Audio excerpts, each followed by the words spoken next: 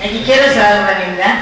அதில் குழந்தைகளுக்காண்டி சீரகம், மிளகு, வேர்க்கடலை இந்த மாதிரி ஐட்டங்கள்லாம் சேர்த்து கீரை சாதத்தை வந்து கடைஞ்சி பண்ணி அதை ஒரு சாதம் ஆக்கியாச்சு.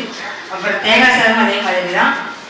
புலாவும் செஞ்சுருக்கு, வெஜிடபிள் சாதம் செஞ்சுருக்கு. அப்புறம் பொரியல் நெய்யில் போட்டு எல்லாம் செஞ்சு அது 2 பிள்ளை குழந்தைங்களுக்கு வேண்டி அதையும் செஞ்சு வச்சுருக்கிறது.